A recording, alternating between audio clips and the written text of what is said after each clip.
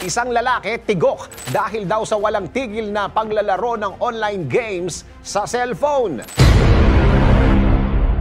Kung masyado kang tutok sa mga nilalaro mong games online, malamang ay isinasakripisyo mo na rin ang pagkain at pagtulog. Pero hinay-hinay lang dahil baka sa kakasubok mo na ipanalo ang bawat laro, paunti-unti mo na palang pinapatay ang iyong katawan. Ganyan ang nangyari sa isang lalaki na binawian ng buhay dahil daw sa kaka-cellphone. Totoo ba ito? Alamin natin ang buong istorya.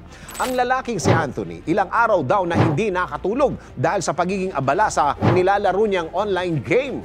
Ayon sa kanyang nanay na si Angelita at pinsan na si Odessa, bukang bibig daw ni Anthony ang nilalaro niyang game at hindi rin daw nito mabitawan ng kanyang cellphone.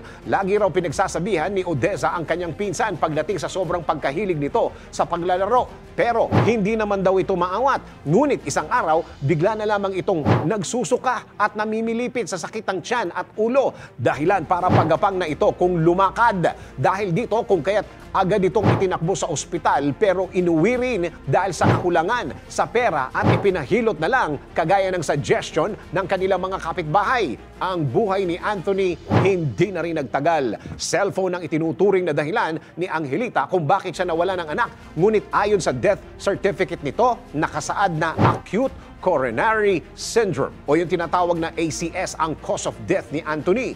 Ayon naman sa adult cardiologist na si Dr. Paul John Ablaza, ang ACS ay ang hindi pagkakaroon ng sapat na daloy ng dugo papunta sa muscles ng puso dahil ang mga ugat nito ay maaring makaranas ng panandalian o di naman kaya ay kabuuang pagbabara. Samantala, hindi naman daw ang pagbababad sa cellphone ang mismong dahilan kung bakit maagang binawian ng buhay si Anthony. Ngunit, isa raw sa pinaka-common na presentation ng ACS ay ang sudden cardiac death. At 50% sa mga pasyenteng merong ACS ay maaari ring makaranas nito.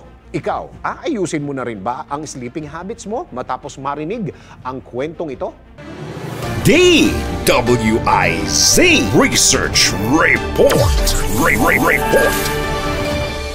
Thanks for watching. Ito po ang Aliw Broadcasting Corporation stations DWIZ 882, DWIZ News FM Regional, Home Radio 97.9, DWIZ News TV at Aliw Channel 23 nationwide. Kami po'y nagbabalita ng tama, naglilingkod ng tama. Like, subscribe, and follow.